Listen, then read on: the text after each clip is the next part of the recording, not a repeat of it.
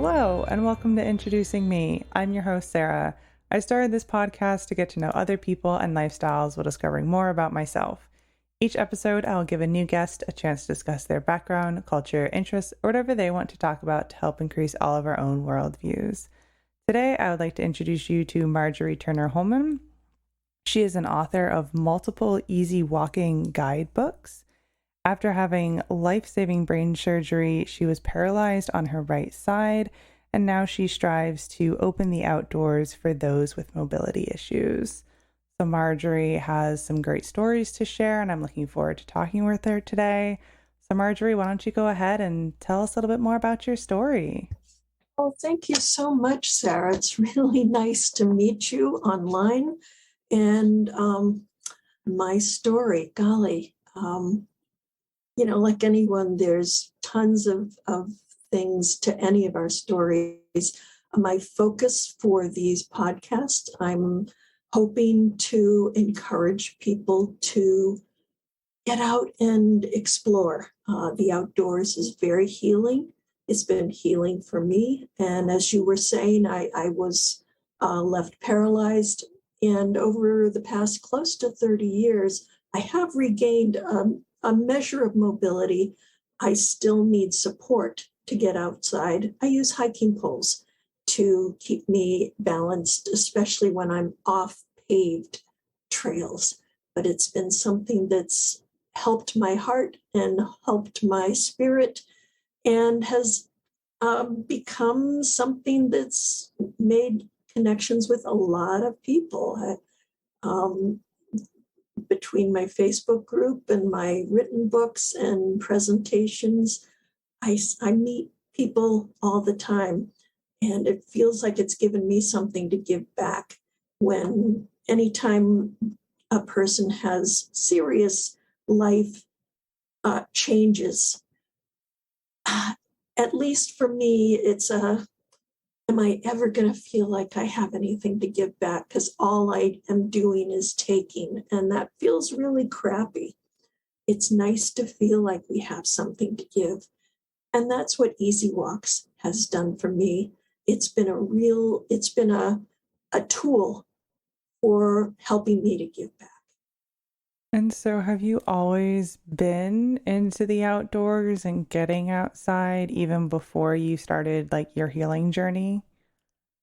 Yes, but not in the same way.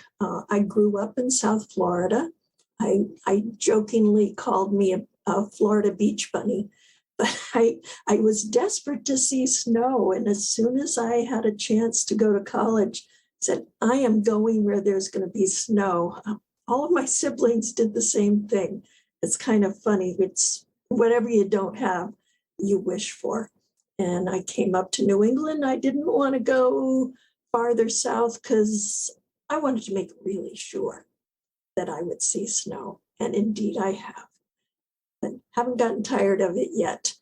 I love the outdoors, and I've always enjoyed it. But for many reasons, I didn't get out very comfortably. It was when I met my husband close to 20 years ago now. And he started talking about the things that he liked to do outdoors. And this was when I had just met him. And I said, take me with you. And he did. And that was a real solid basis for the beginning of our relationship. We still spend a lot of time getting outside together. And what sort of adventures do you have outside?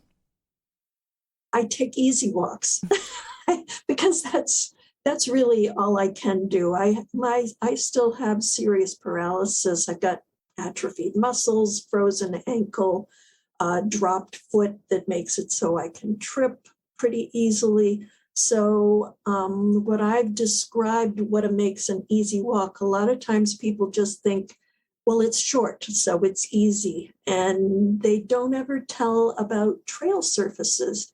And for any person with mobility, trail surfaces are make or break. And so I talk about easy walks means not many roots, not too many rocks, relatively level, a firm surface, and something of interest along the way. That's what makes an easy walk. And when I use those terms, when I use those phrases, I can see people's face light up and they say, oh, well, I know some places like that, because otherwise they give you all these really inappropriate or just plain difficult places that if you're mobile, you don't think about. And for those of us that have any kind of, whether you've got young children, whether you're older, whether you've just been injured, or whether you've got mobility challenges that you were born with or acquired later, we need places that aren't the run of the mill, just a short walk. We need a little more. But it's not just people with disability or special needs. There's lots of us that fit into that category. Right. So what are some of the things that you like to see outside, since one of your qualifications was something interesting? Ah, water is always wonderful. So whether it's the ocean or a river or a pond or a lake or a waterfall, that kind of gets into rivers too. Lacking water, gosh, an overlook is always wonderful. Even, I mean, in New England, we have all these glacial boulders. And I grew up in South Florida. We didn't have rocks 60 feet as elevation in South Florida. So anything with rolling hills and stone walls in New England are all over the place. I love to discover stone walls, find an old cart path. You can usually tell because there's stone walls on both sides of where you're walking. That's sort of a characteristic, even if you're in the middle of the woods when you find it. That used to be a place that people traveled regularly. It's a kind of a fun thing to take you back into history and imagine what people's lives were like and what did they have carts? Really, this is rough. You know, it was hard to get across. I was a history major, so I'm always interested in those stories too. Those are some of the interesting things I enjoy. Yeah. And do you have any favorite walks that you've gone on or places that you like to go back to? Oh, sure. I often, when I get asked that question, I often say the most recent trail that I was on. It's because it's freshest in my mind. This past weekend, we went walking in a cemetery arboretum near where my in-laws live. I found out through my Facebook group that they plow this. It's paved roads all through, but it's ups and downs. It's got all these Victorian statues and pollinator gardens. It's got a stream running through with little stone bridges. That's where I went this week. So it's whatever is most recent seems to be. That was really cool. Yeah, and if you're always finding new places, that makes sense. When I wrote my first book, it was Easy Walks in Massachusetts. Just writing the book was a lot of work. But once I wrote it and self-published it, the challenge was, how do you market it? And someone told me, well, you got to have a Facebook page. All right. I wasn't even on Facebook. So I went and created a Facebook page. But what do you do then? Well, you take pictures of the outdoors. And so I started looking for other nearby places. These first three books, they're all one town to the next contiguous town. So I call it a hyper local trail guide, very, very local. And so I just went to the next town and the next town, looking for trails, searching, doing, just looking for trail kiosks and then walking them. And I would take pictures while I walked. And I'd put them up on Facebook. And it's just, before I knew it, I had written a second book. Well, I hadn't really planned on that, but I already knew how to do the self-publishing because I've done that professionally, helping people write their stories for family stories and putting them into books. So I had already learned that self-publishing process with only a few hissy fits and meltdowns along the way. Not as many these days, but they're still there lurking. And do you want to talk a little bit about the later books that you've written? Sure. The third book in the Easy Walks, actually the fourth book, I had written two for myself to share. And then a local conservation group, a watershed group, said, we want an Easy Walks book. Come and help us do this and we'll work with you. We wrote some grants. They did some of the field work. I put it all together, did the formatting, and did all the self-publishing. So that was the third book. But then I always do library presentations and such, helping publicize. And people's first question was always, how do you find all these places? And I finally said, well, maybe I should just write a book saying how to find easy walks wherever you go. As I was writing it, the pandemic happened in 2020. We weren't going anywhere. And so suddenly I realized I needed to change the title. So it was Finding Easy Walks Wherever You Are. And I mean, trails were crowded. They must have been in Pennsylvania where you were too. Did you notice that?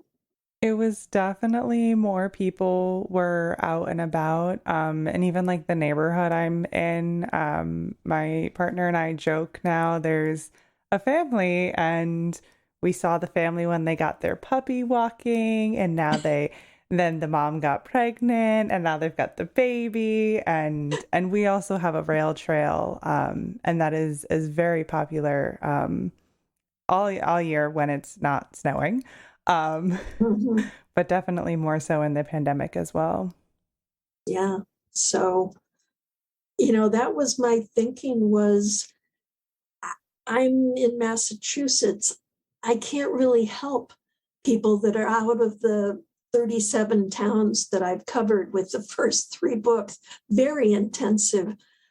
It also made it awkward when people outside those 37 towns would call and ask me to do a presentation because it was, well, they're not really going to be interested in the books I've written unless they decide to come to that part of our state and travel there. And so it gave me a tool to say, here's what I found nearby where your area is, and here's the things I do whenever I go anywhere, whether it's around New England, Pennsylvania, California, Arizona, Tennessee, New Jersey, Ireland, Newfoundland, Nova Scotia.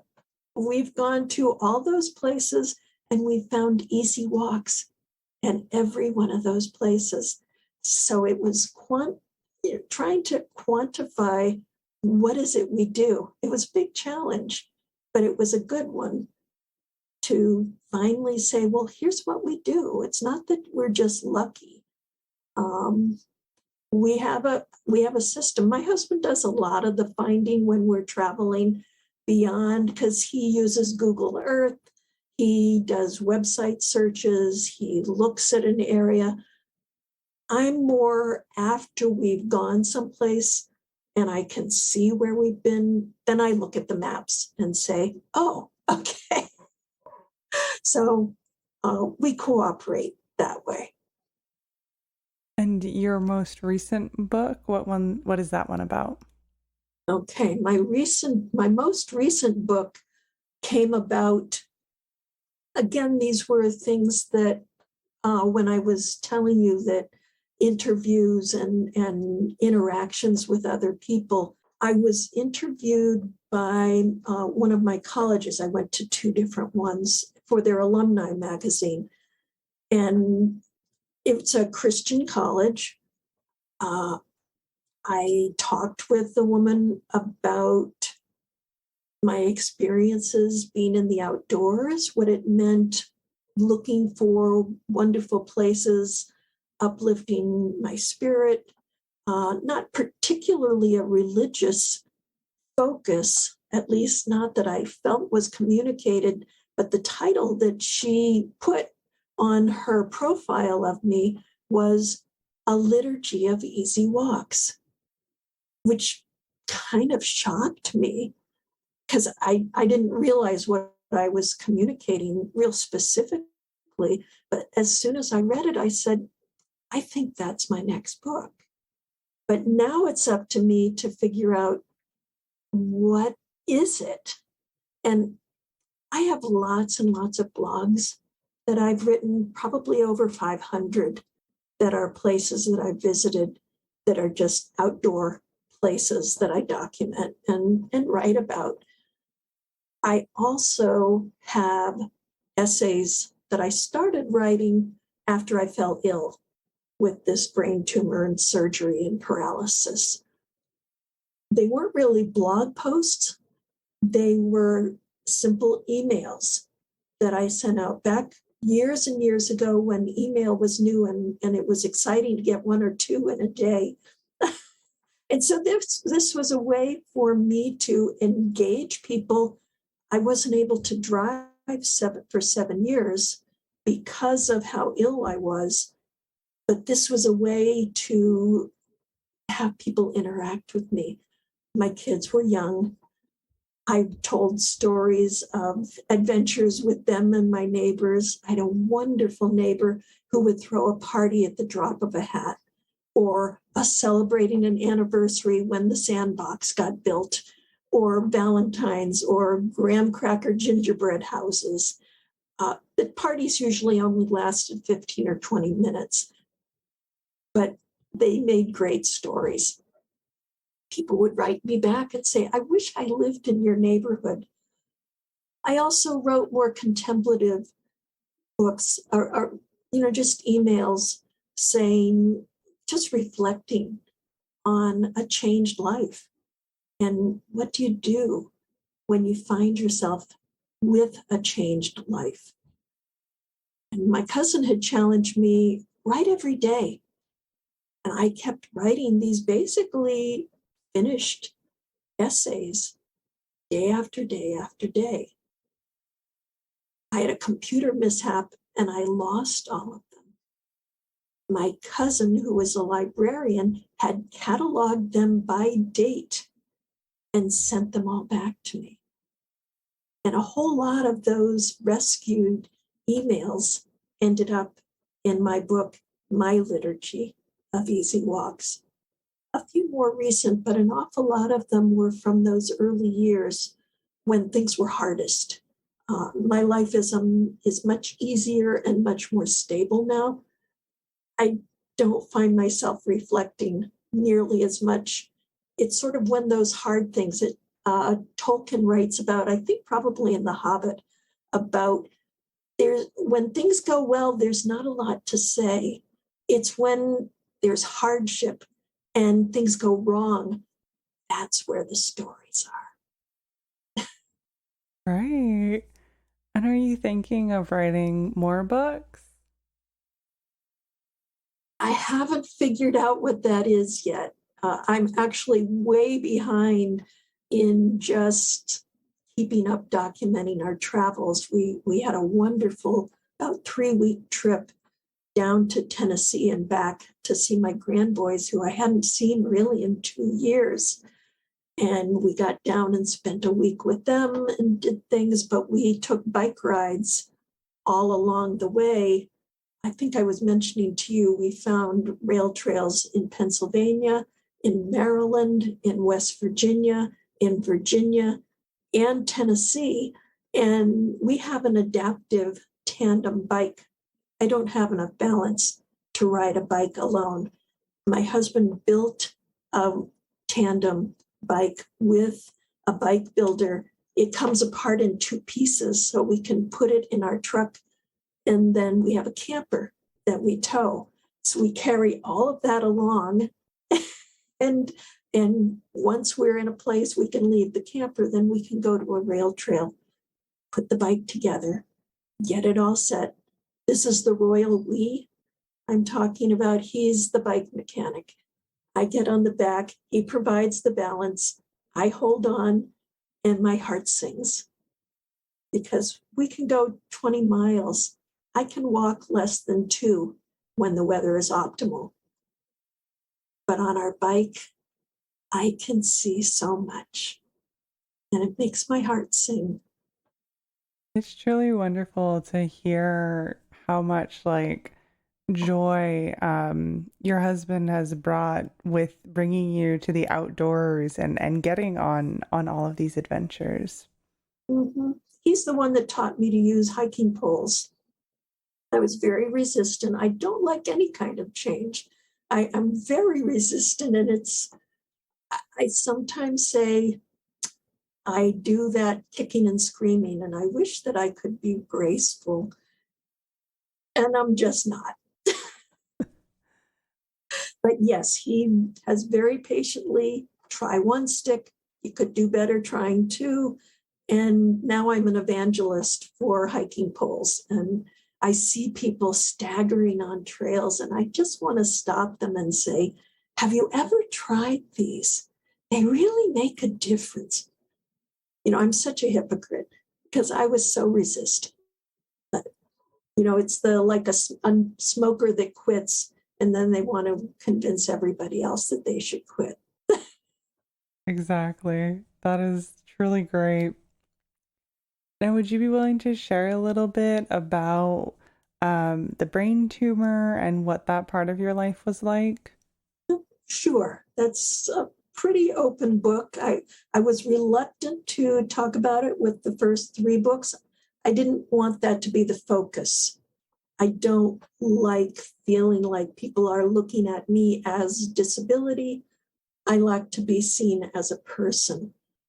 I've come to make peace with the fact that I can be an advocate for other people who are disabled, and also I hope that I can give people encouragement.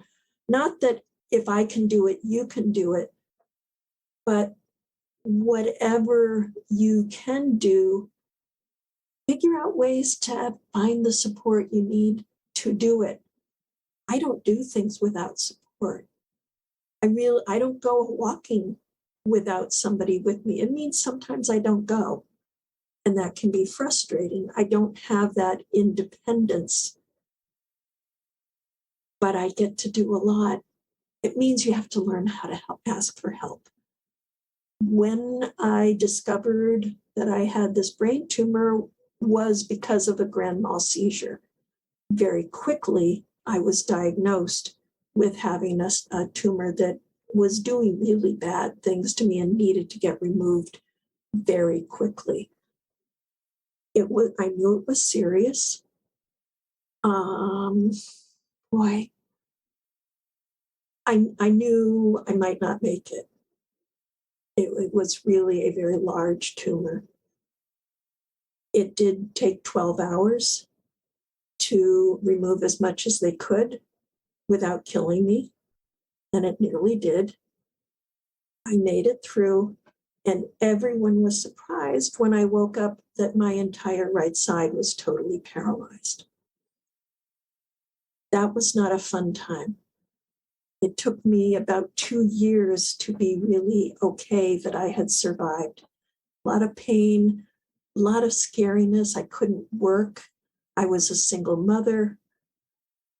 There were a lot of things that weren't very stable or very safe. Really scary, feeling like I was holding on by my fingers and people kept throwing things under my feet and the cliff was right behind me. It was really scary. People would say stuff like, just take it day by day. And I said, but I have to pay my bills at the end of the month. How? I can't just do that. I have to figure this out. It wasn't helpful advice. It made me pretty cranky. um, People did come along the way. Family, I have family relatively nearby, and they really stepped up.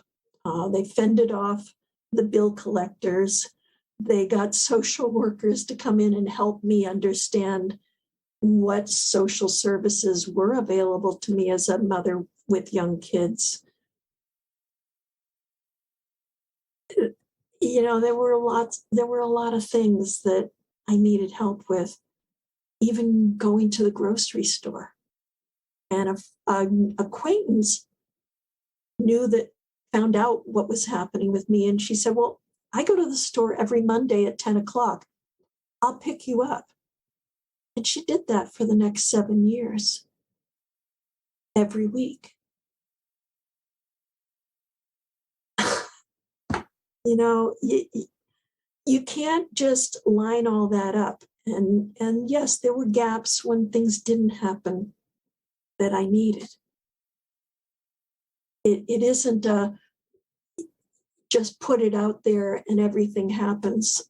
Sometimes it's not very smooth. And sometimes things don't get done.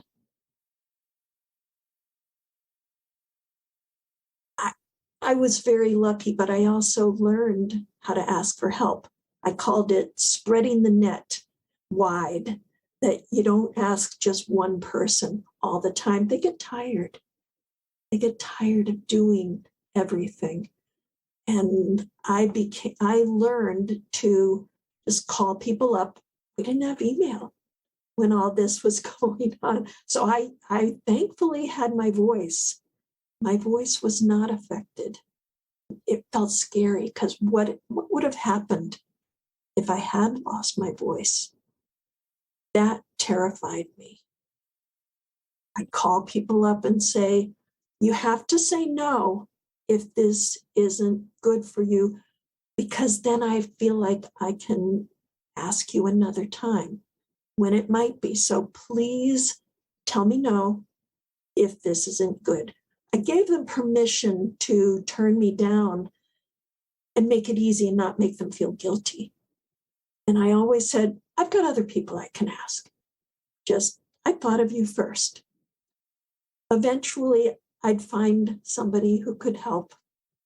And then when the next thing would come up, I'd spread the net wide again.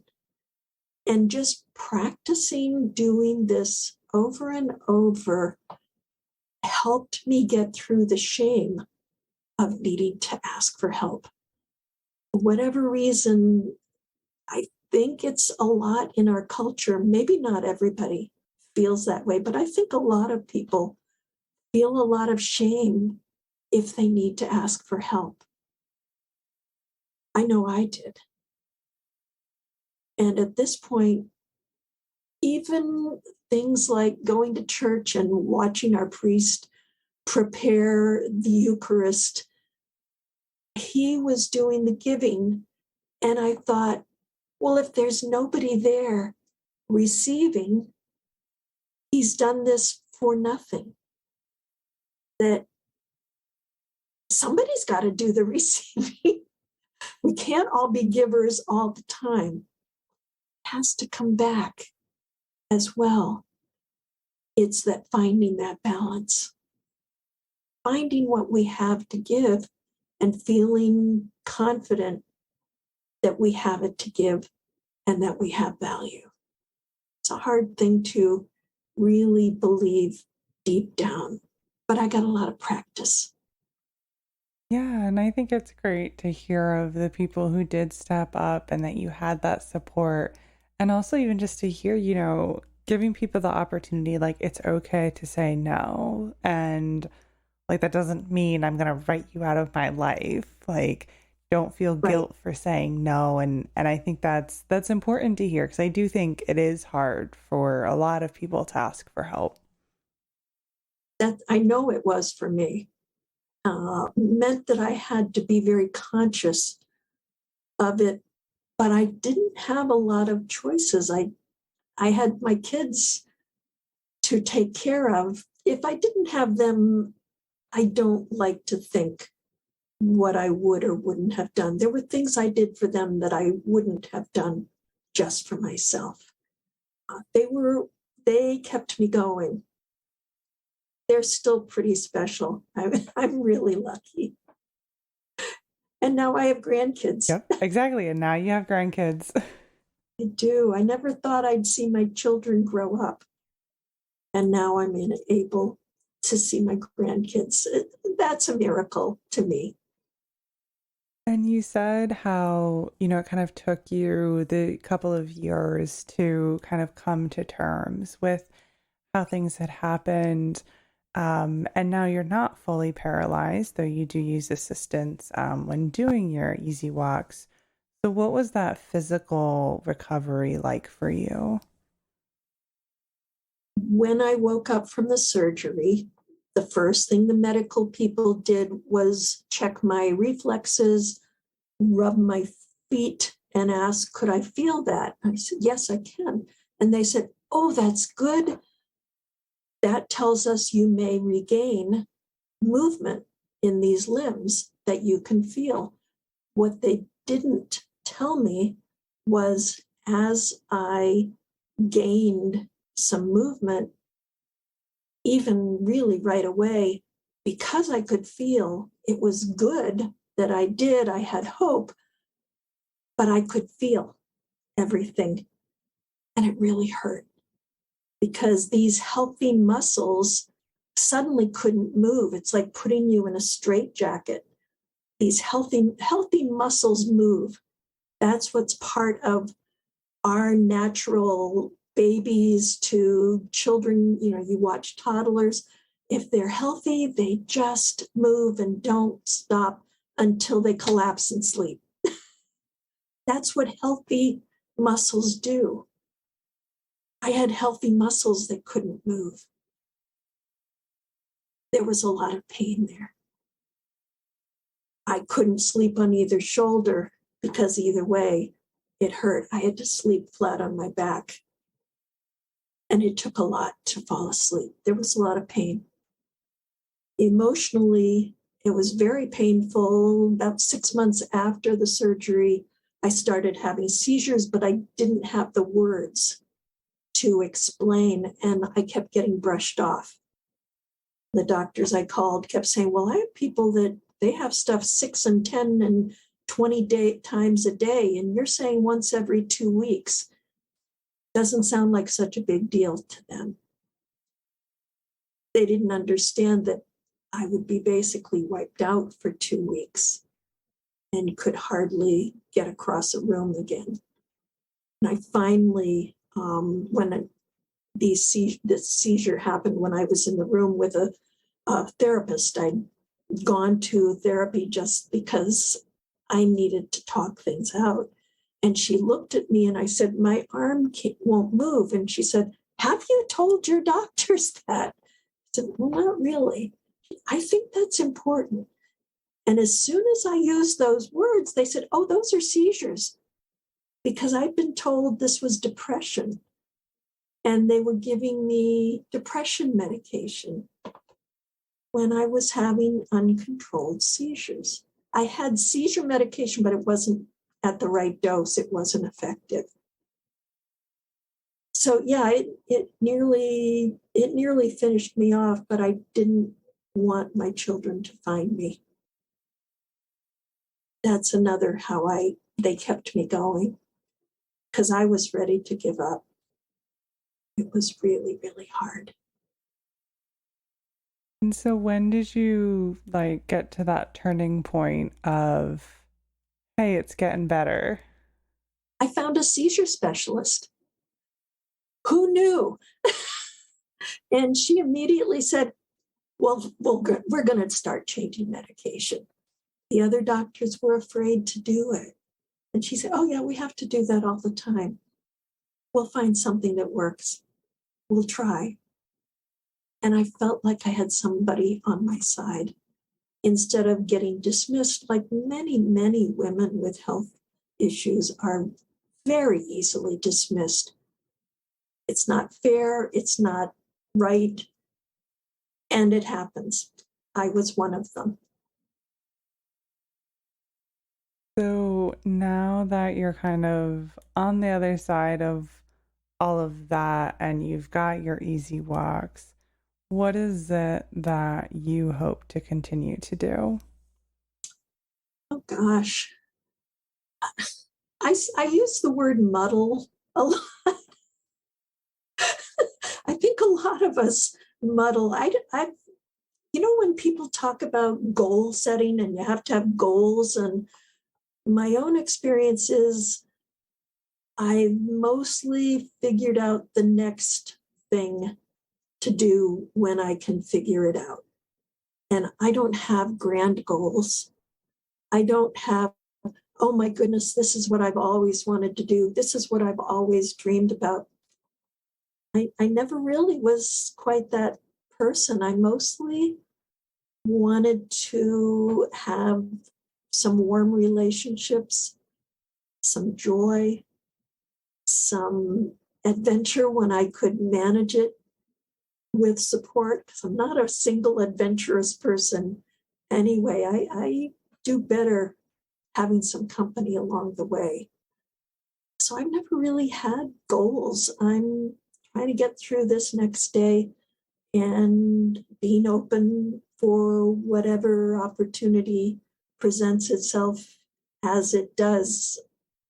And I've found that many times those are from unexpected directions that I couldn't imagine. How could I, nearly 30 years ago, laying in bed, not able to get across a room, think that I would author walking books? That's a very strange thing. That wasn't the first, second, 10th, or even 100th thing that ever occurred to me that I might do. And it was a series of kind of open doors, open windows, little things that happened along the way. Yeah, looking back, it seems like an odd place to have come from and gotten to, but when you think about it, the path does make sense.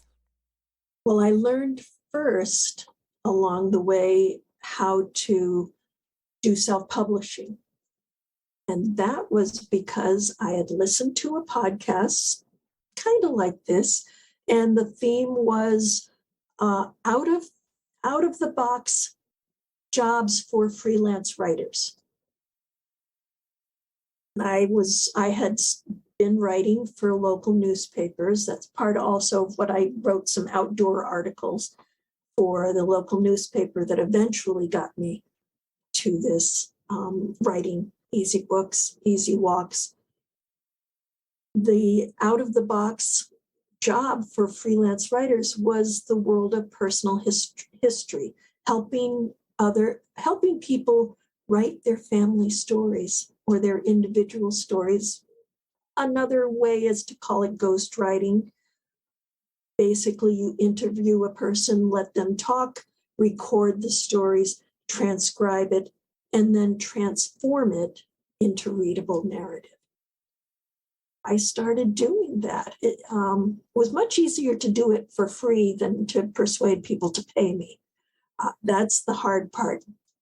But in the process, I learned the process of what is involved in self-publishing, from just uploading a document to picking fonts that are true fonts, meeting book designers, meeting cover designers, learning about book structure and headers and footers and a lot of kind of technical things. So I had already been doing that when I saw the need for local walking books. People clearly didn't know where to walk. They were finding my little newspaper articles on my website.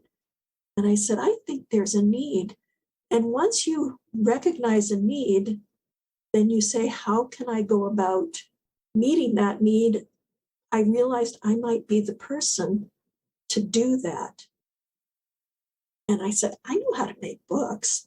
I've done it for other people. I could do it for myself. And maybe there's people that would find that valuable.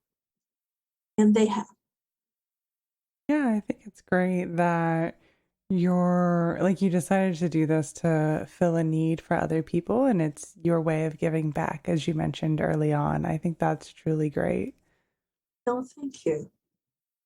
Now, I think I'm going to start to wrap things up. Before I do, is there anything else that you would like to share with the listeners today? I encourage people to, especially if you're slogging and you're overwhelmed with all the things you have to do. And even when you finish that one thing, you just think, I have all these other things to do. One of the things I, in retrospect, really missed was after you finish any of those hard things, stop and celebrate. Make some time for joy. Don't just jump into the next hard thing. It's going to keep getting harder and harder to keep pushing through. If you stop and let yourself, even just a small, even just taking a breath before you push on to that next have to do thing, you're going to find it changes something, probably in yourself. It might change things in those around you because you're not quite so cranky. That's make time for joy. That is so important for people to hear.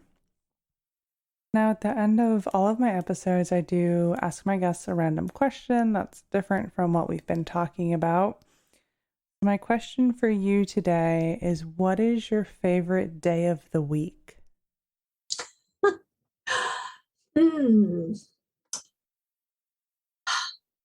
That's a hard question. But especially right now with the pandemic, the days are so alike. There's not a real difference. I think right now I really enjoy Monday and Wednesday because I have online writing groups with people from around the world. Actually, I've never met them in person, but we spend every week together and we have a lot of fun. And they're writing accountability groups. I look forward to those almost more than anything. Otherwise, my other writing group meets once a month, so that's not really once a week. Those connections with other writers, people who are writing books, are really life-giving and really, really encouraging. I really look forward to that. Otherwise, any day that we can get out on a bike ride is my favorite day.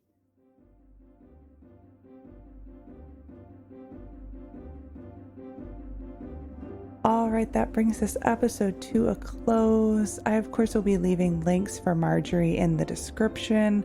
So a link directly to her website and the Facebook group that she mentioned that she shares in, and a link to her author page on Amazon if you would like to check out any of the books that she has written and talked about today. And of course, if you would like to connect with the podcast, our website is in the description as well. That brings you to all of our social media, Facebook, Instagram, and LinkedIn. And it brings you to all of our past episodes and all of the text for all of our episodes and all past resources and good things. And of course, my email is in the description if you would like to contact me and be a guest on the show, or if you'd like to donate to the podcast monetarily, a link to do that is in the description as well. So thank you so much, Marjorie, for spending time with me today, and to my listeners for taking the time out of your day to hear a new story. Until next time, bye. Thank you so much, Sarah. This has absolutely been a pleasure. Take care. Happy trails.